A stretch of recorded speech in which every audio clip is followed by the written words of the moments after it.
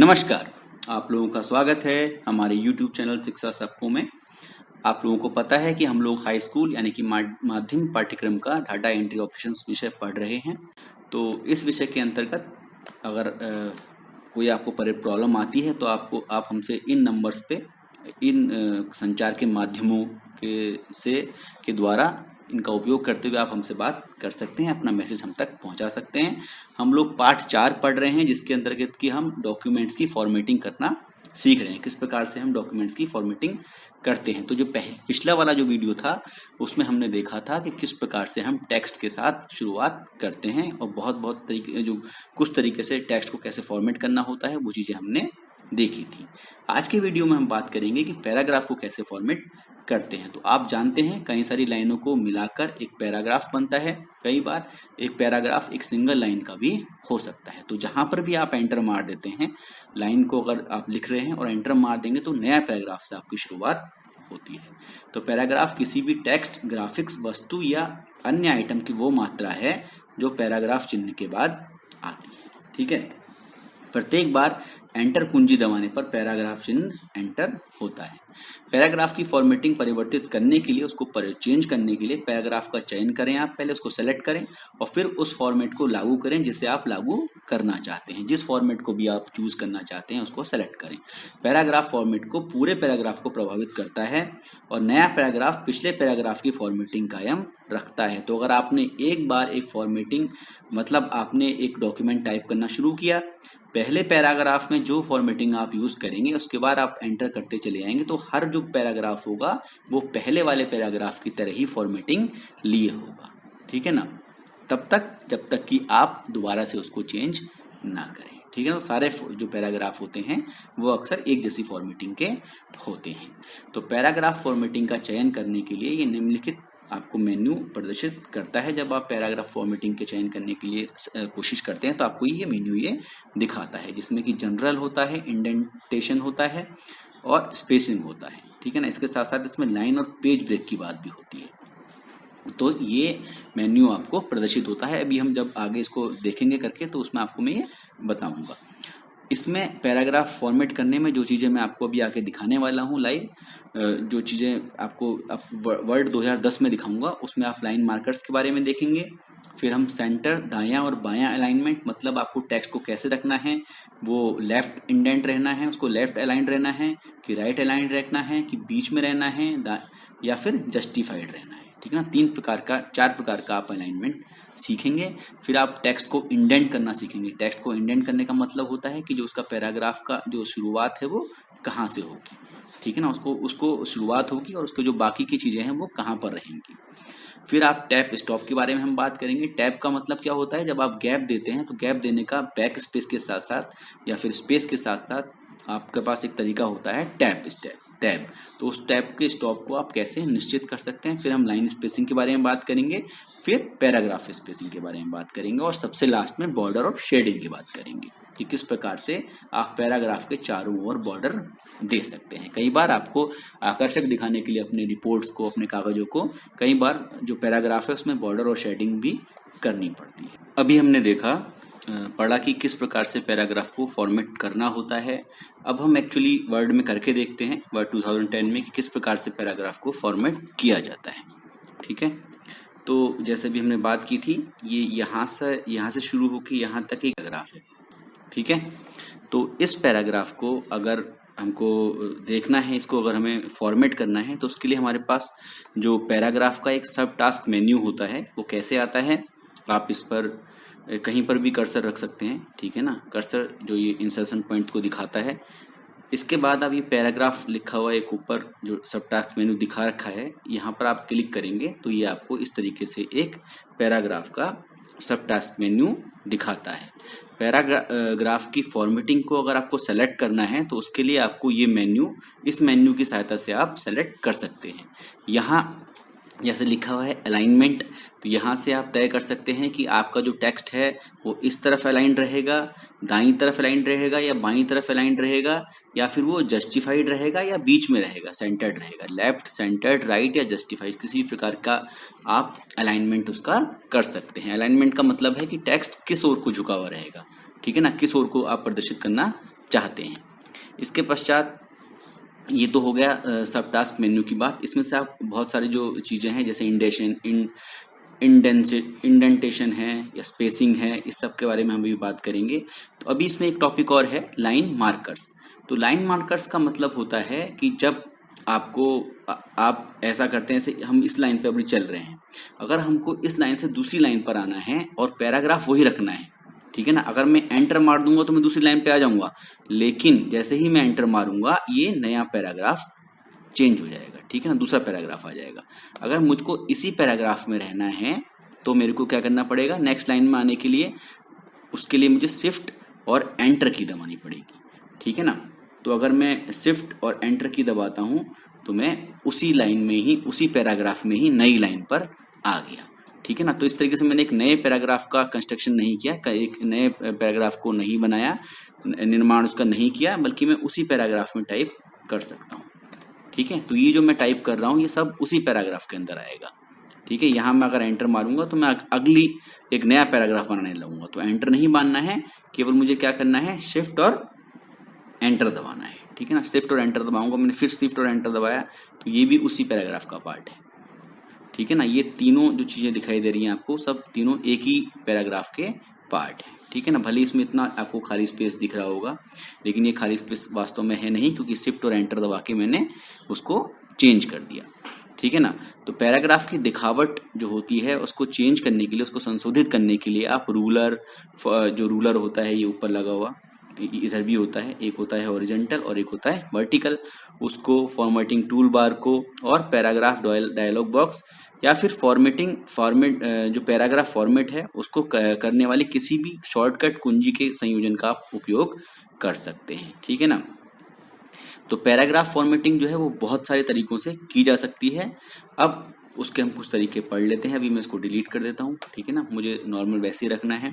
तो जैसे मैंने आपसे कहा था कि सेंटर अलाइनमेंट की बात अब हम करें, तो अगर मैं इस पैराग्राफ को अलाइन करना चाहूँ, इसका अलाइनमेंट करना चाहूँ, तो मैं कहीं पर भी कर्सर रख दूंगा और यहाँ से ये जो अलाइनमेंट के दे रखे हैं, जैसे ये अलाइन राइट है, ये अलाइन सेंटर है, ये अलाइन लेफ्ट है। तो अगर मैं इसको क्लिक करता हूँ लेफ्ट को, तो देखिए आप सारा का सारा इधर ये लेफ्ट की तरफ आ गया, इधर एक सीध में आ गए सारे जो शब्द हैं, और इधर से वो अलग अलग सीध में है, ठीक है ना। तो ये क्या, बाईं ओर को अलाइन हो गए। ऐसे ही अगर मैं इस दाईं ओर को अलाइन दबाऊं तो ये राइटली अलाइंड हो गए, तो सब इधर की तरफ एक कतार में आ गए, सीधी कतार में, ठीक है ना। अगर मैं सेंटर दबाऊं तो ये सब पूरा बीच की तरफ अलाइन हो गया, जो पूरा पैराग्राफ था वो बीच की तरफ अलाइन हो गया। और अगर मैं इसको जस्टिफाई कर दूं तो ये दोनों तरफ, राइट और लेफ्ट दोनों तरफ क्या है, एक सीध में आ जाता है। तो हम अधिकतर जो यूज़ करते हैं अपने, क्योंकि जो ये जस्टिफाइड वाला होता है वो सबसे ज़्यादा सुंदर दिखाई देता है, इसलिए हम जस्टिफाइड वाला ही यूज़ करते हैं, ठीक है। इसके बाद आता है टेक्स्ट का इंडेक्सेशन करना, ठीक है ना। तो टेक्स्ट को इंडेंसेशन करने के लिए क्या करना पड़ता है, टेक्स्ट को इंडेंट अगर आप करना चाहें तो ये जो यहाँ पर आपको रूलर दिखाई देता है, जिसको हॉरिजॉन्टल रूलर बोलते हैं, यानी कि क्षैतिज रूलर बोलते हैं, उसमें ये जो ट्रायंगुलर शेप में आप देख रहे हैं, ठीक है ना, तो इसको इंडेंट मार्कर बोला जाता है, ठीक है ना। तो ये फर्स्ट लाइन इंडेंट होता है और ये हैंगिंग इंडेंट होता है। फर्स्ट लाइन इंडेंट का मतलब होता है कि जो पहली लाइन है पैराग्राफ की वो कहाँ से शुरू होनी है। अगर मैं इस फर्स्ट लाइन इंडेंट को थोड़ा आगे बढ़ा दूंगा तो पहली लाइन है पैराग्राफ की वो आगे बढ़ जाएगी, उतना इंडेंट वो आगे चली जाएगी। मैं इसको वापस वहीं रख देता हूँ क्योंकि मुझे शुरू से शुरू करना है, ठीक है ना। और नीचे का जो है उसको बोलते हैं हैंगिंग इंडेंट। तो पहली लाइन को छोड़ के, ठीक है ना, पहली लाइन को छोड़ के सभी लाइनों को अगर आपको इंडेंट करना है बाकी की, तो आप हैंगिंग इंडेंट का उपयोग कर सकते हैं। आप इस पे ले जाएंगे कर्सर तो उसका नाम भी लिखा हुआ आएगा, ठीक है ना, उसको हैंगिंग इंडेंट बोलेंगे, ठीक है। तो इंडेंट को आपको एक टैब स्टॉप बढ़ाना है या उससे कम करना है, तो फॉर्मेटिंग, तो अगर आपको यहाँ से यहाँ इसकी मदद से अगर आपको इंडेंट नहीं करना है तो आप यहाँ की जो ये इंक्रीज इंडेंट के बटन होता है और डिक्रीज इंडेंट का बटन होता है, इसकी माध्यम से भी आप अपने टेक्स्ट को, अपने पैराग्राफ को इंडेंट कर सकते हैं, ठीक है ना। कैसे कर सकते हैं, आप इसको दबा के देखिए। मैं इसको दबाता हूँ, देखिए मैंने इसको दबाया तो ये इंडेंट इंक्रीज हो गया, इधर की तरफ चला गया पूरा, ठीक है ना, यहाँ से यहाँ आ गया। अब मैं वापस करूंगा तो ये डिक्रीज हो गया, डिक्रीज करके मतलब वापस अपने उसी जगह पर वापस आ गया, ठीक है। तो इस प्रकार से हम इंडेंट का उपयोग कर सकते हैं अपने पैराग्राफ को सही ढंग से दिखाने के लिए। अब बात आती है टैब की। तो टैब मैंने आपसे पिछली बार बात की थी, टैब का यूज होता है गैप देने के लिए, स्पेसिंग देने के लिए, ठीक है ना। तो डिफॉल्ट जो होता है, बाय डिफॉल्ट टैब स्टॉप जो होता है वो बाई मार्जिन से, जो लेफ्ट वाली मार्जिन है, इससे लगभग लगभग आधा इंच के अंतराल पर सेट होता है। उसका जो पहले से ही जो एक, जैसे मैं अभी टैब दबाता हूँ तो ये आधा इंच पे करीब सेट होता है, आधा इंच आगे बढ़ाता है टेक्स्ट को, ठीक है ना। अगर मैं चाहूँ कि टैब की लंबाई को बढ़ाना है या कम करना है तो मुझे क्या करना पड़ेगा, यहाँ जो ये पैराग्राफ का सब टास्क मेन्यू है, इसमें मेरे पास यहाँ पर ये दिखा रखा है आपको, इसकी सहायता से आप जो जैसे लेफ्ट टैब लिखा हुआ आ रहा है, इससे आप सेंटर टैब भी कर सकते हैं और लेफ्ट टैब भी कर सकते हैं, ठीक है ना। तो ये इसकी सहायता से आप विभिन्न प्रकार के टैब चेंज कर सकते हैं, ठीक है ना।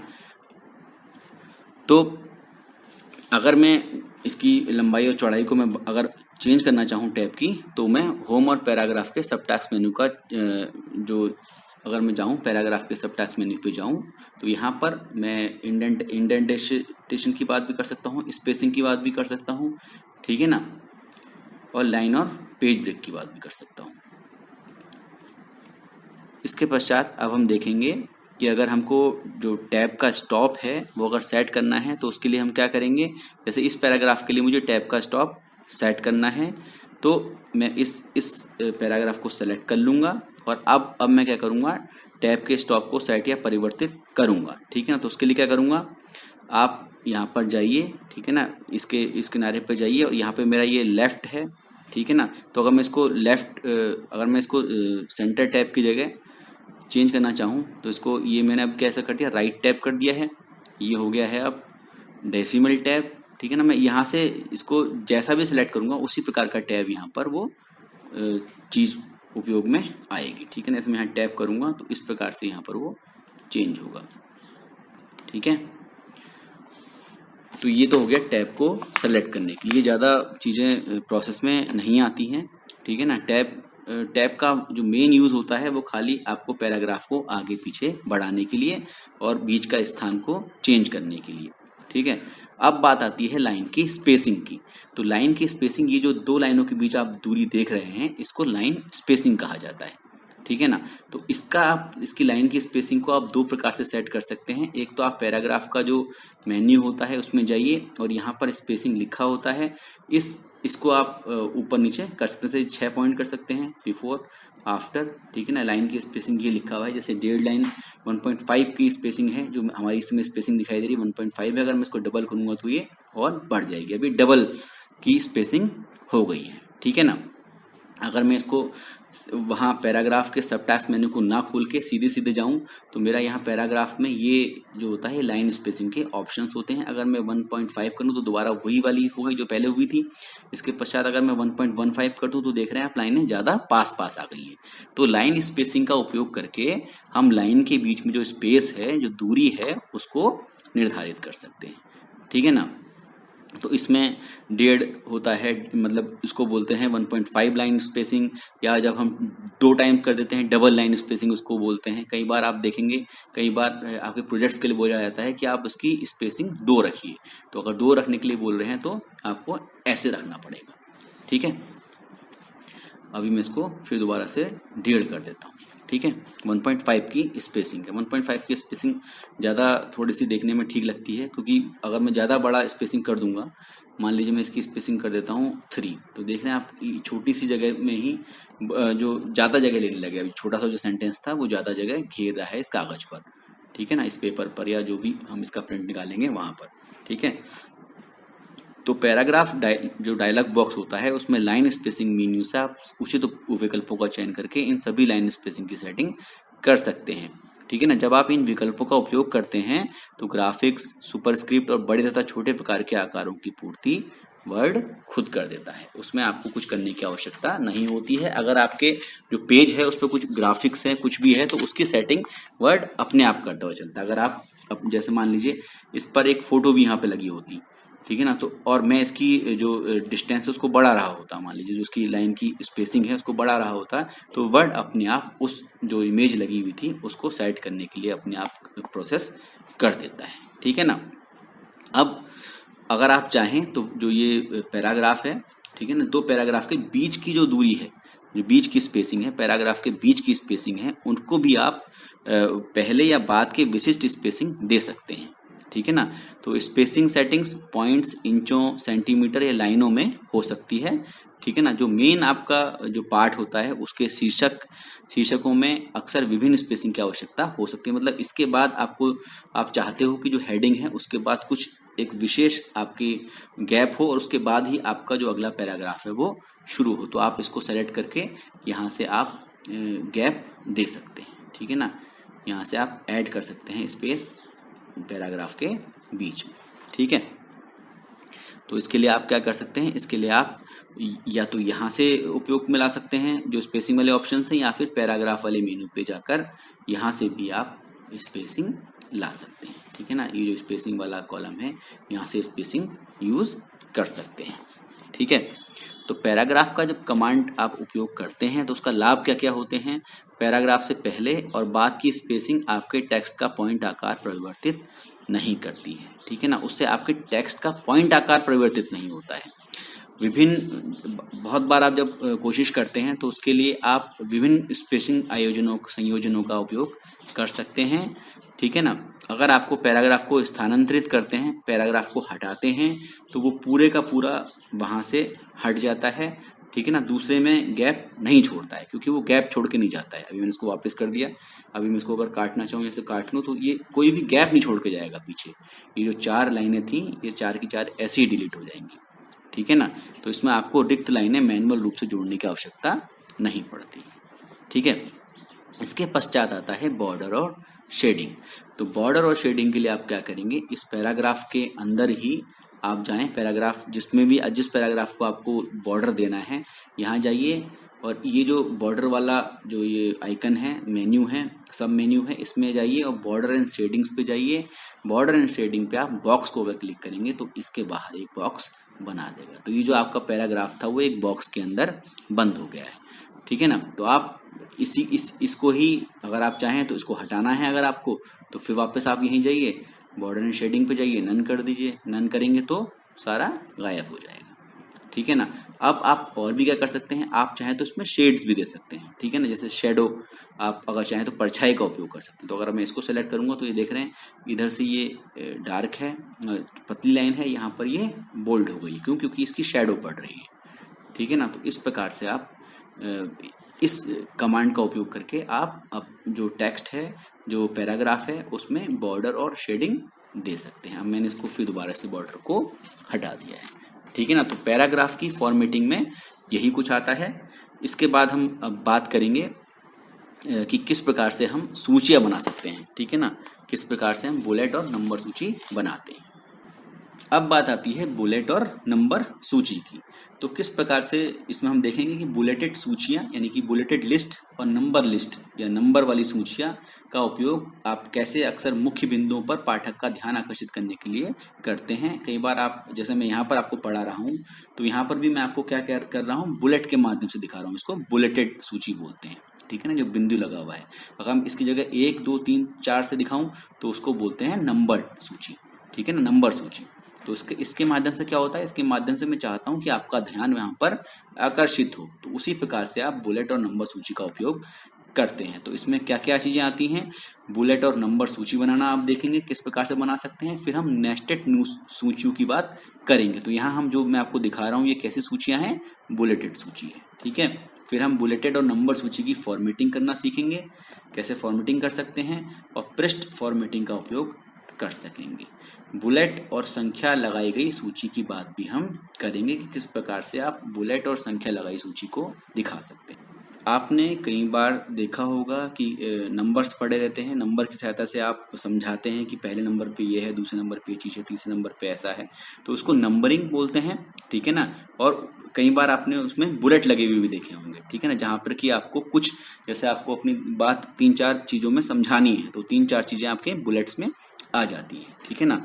तो उसको आप बुलेट या नंबर सूची बनाने के लिए वर्ड द्वारा उपलब्ध कराई गई सूची सुविधाओं का उपयोग कर सकते हैं, जो उसकी एक सुविधा है आपके लिए कि किस प्रकार से आप उसको बना सकते हैं। तो उसके लिए आपको क्या करना है, उसके लिए आपको फॉर्मेटिंग टूल बार पर जो एक नंबर्ड लिस्ट होती है, जैसे ये एक नंबर्ड लिस्ट है, तो यानी कि सूची बनाने के लिए जो अगर नंबर के हिसाब से सूची बनानी है तो आप यहाँ से नंबरिंग कर सकते हैं। अगर आपको केवल बुलेट के रूप में देना है तो बुलेट भी आप सेलेक्ट कर सकते हैं। बुलेट का अलग अलग डिज़ाइन आप यहाँ से सेलेक्ट कर सकते हैं, ठीक है ना। तो सबसे पहले आपको क्या करना है, आपको जिस चीज़ की सूची बनानी है, लिस्ट बनानी है, उसको सेलेक्ट कर लेना है और यहाँ पर जाना है और इसके हिसाब से आप चाहें तो ये आप देख रहे हैं जैसे जैसे मैं यहाँ पर दे रहा हूँ वैसे वैसे ये अपने आप चेंज होता जा रहा है, ठीक है ना। तो मैं कोई सा भी डिज़ाइन यहाँ से सेलेक्ट कर सकता हूँ, उसी प्रकार की सूची यहाँ पर आपको दिखाई देने लगी। तो ये तो होगी बुलेटेड, ठीक है ना, बुलेटेड लिस्ट हो गई या बुलेट वाली सूची हो गई।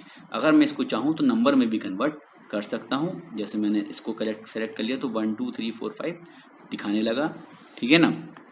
तो इसमें आप क्या कर सकते हैं, अब जब आप पहली एंट्री टाइप करते हैं तो एंटर दबाइए। अगर क्या करता हूँ, अगर मैं ये जो सूचियाँ होती हैं ऑटोमेटिकली अपडेट होती जाती हैं।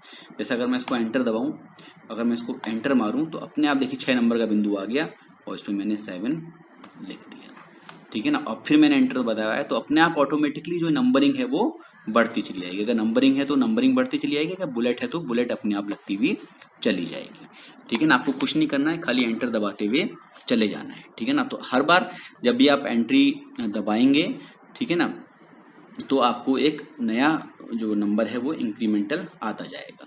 और अगर आपको ख़त्म करना है तो आपको 2 बार एंटर दबाना है, ठीक है ना। 2 बार एंटर मैंने दबाया तो ये सूची यहाँ पर ही ख़त्म हो गई। अब बात आती है नेस्टेड सूची बनाने की, ठीक है ना। नेस्टेड सूची बनाने के लिए क्या होता है, जैसे आप मान लीजिए जो ये पहला वाला बिंदु है इसके नीचे 2 बिंदु और हैं, पहले के ही 2 भाग और हैं। तो अगर मुझे उसको बनाना है तो उसके लिए मुझे क्या करना पड़ेगा, उसके लिए मुझे जाना पड़ेगा, इंडेंट को इंक्रीज करना पड़ेगा। जैसे मैं इंडेंट इंक्रीज करूंगा तो ये अपने आप आगे चला गया और ये इसके नीचे आ गया। तो ये फर्दर ये इस सूची के जो ये पहला वाला बिंदु है उसके फर्दर 2 बिंदु हैं, ठीक है ना। और तो इस प्रकार से क्या हो गया, ये एक नेस्टेड सूची बन गई। इसके बाद में जैसे 2 नंबर है, 2 नंबर पे मान लीजिए मेरे पास 2 पॉइंट हैं तो मैं उसको भी ऐसे कर सकता हूँ, यहाँ पर भी कुछ लिख सकता हूँ, ठीक है ना। यहाँ जितने पॉइंट्स में लिखना चाहूँ उतना लिख सकता हूँ, ठीक है ना। तो ये एक नेस्टेड लिस्ट या सूची बन जाएगी, ठीक है। इस प्रकार से आप नेस्टेड लिस्ट या सूची बना सकते हैं। उसमें आपको केवल क्या करना है, इंक्रीज इंडेंट का बटन दबाना है, ठीक है ना। वहाँ से आपकी जो सूची है वो परिवर्तित हो जाएगी किसमें, एक नेस्टेड लिस्ट बन जाएगी, ठीक है ना। मतलब जिसके अंदर की हर एक जो कैटेगरी है उसके अंदर फर्दर कुछ और कैटेगरीज हैं, ठीक है ना। वहाँ पर आपको कई बार ऐसे एग्जाम्पल्स आते हैं जहाँ पर कि आपको इसको यूज़ करना पड़ता है रियल लाइफ में भी, ठीक है। अब बात आती है बुलेटेड और नंबर सूची की फॉर्मेटिंग करना।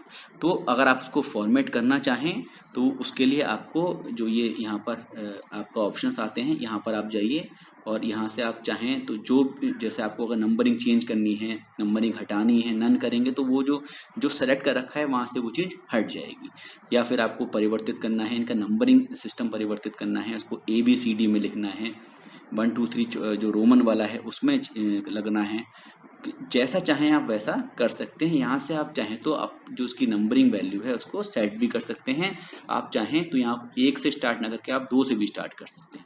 अब ये 2 से स्टार्ट होगी लाइन, ठीक है ना। पहले 1 2 3 4 5 था, अब 2 3 4 5 हो गया। तो जैसे भी चाहें आप उसको यहाँ से जाके फॉर्मेट जो सूचियाँ हैं, जो लिस्ट है उसको यहाँ से आप परिवर्तित कर सकते। और अब बात हम करेंगे टेक्स्ट को कॉपी और कट करने की। ये बहुत ही इजी है। टेक्स्ट को अपने दस्तावेज के किसी अन्य स्थान पर कॉपी करना या ले जाना भी संपादन प्रक्रिया का एक हिस्सा होता है। ये भी एडिटिंग में काम आने वाली एक चीज़ है। अपने दस्तावेज में टेक्स्ट को फिर से टाइप करने से बचने के लिए आप कॉपी और कट कमांड का उपयोग करते हैं। मैं अभी आपको दिखाऊंगा कि किस प्रकार से आप अपने दस्तावेज में एक जगह से दूसरी जगह टेक्स्ट को ले आ सकते हैं। बार बार आपको उसको टाइप करने की आवश्यकता नहीं होती है। आप कॉपी और कट कमांड का उपयोग करके जो टेक्स्ट है उसको बार बार रिप्रोड्यूस कर सकते हैं, बार बार ला सकते हैं, ठीक है ना। तो टेक्स्ट को कॉपी करने और कट करने में क्लिप बोर्ड का उपयोग भी हम इसके अंदर देखेंगे कि किस प्रकार क्लिप बोर्ड नाम का एक फंक्शन आपकी इसमें सहायता करता है।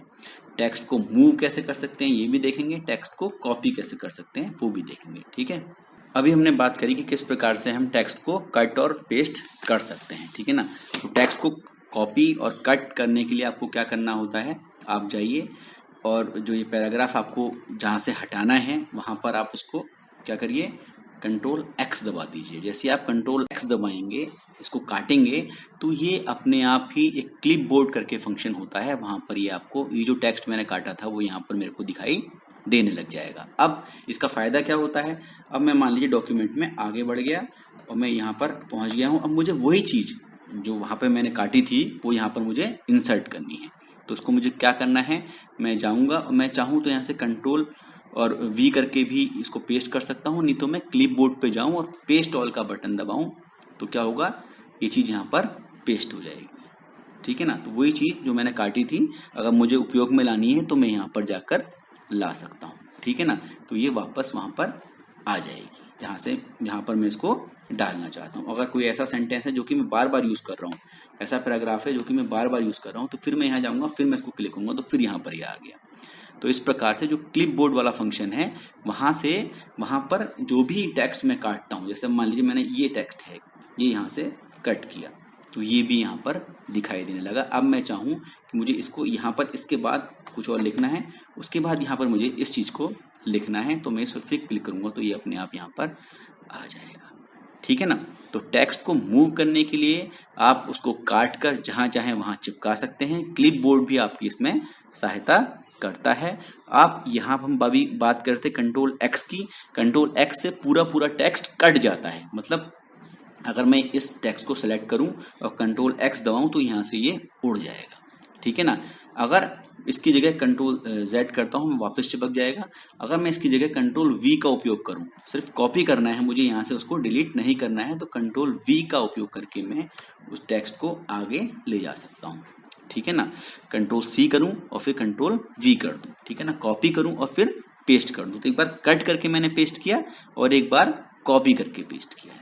ठीक है ना, तो कट वाले में क्या होता है, कट वाले में वो सारे का सारा टेक्स्ट वहां से उड़ जाता है और कॉपी वाले में वो टेक्स्ट वहां से नहीं उड़ता है। नई जगह पर भी आप उसको पेस्ट कर सकते हो, लेकिन जो पुरानी जगह थी वहां से वो डिलीट नहीं होता है। ठीक है, उड़ता नहीं है। तो इस प्रकार से आप टेक्स्ट को कॉपी और पेस्ट कर सकते हैं, कट भी कर सकते हैं और कॉपी भी कर सकते हैं। ठीक है, तो इस प्रकार से हमने आज के वीडियो में देखा कि किस प्रकार से हमें पैराग्राफ की फॉर्मेटिंग करनी है, किस प्रकार से हमको जो बॉर्डर है, शेडिंग है वो देनी है। फिर हमने बात करी कि बुलेटेड और नंबर सूचियाँ किस प्रकार से बना सकते हैं, और लास्ट में हमने देखा कि टेक्स्ट को कट और कॉपी की सहायता से कैसे एक जगह से दूसरी जगह आप ले जा सकते हैं। ठीक है ना, अंत में फिर आपके सामने मैं वही अपने नंबर्स दिखाता हूँ। अगर आपकी कुछ भी समस्या होती है तो आप हमारे से इन नंबरों पर संपर्क कर सकते हैं।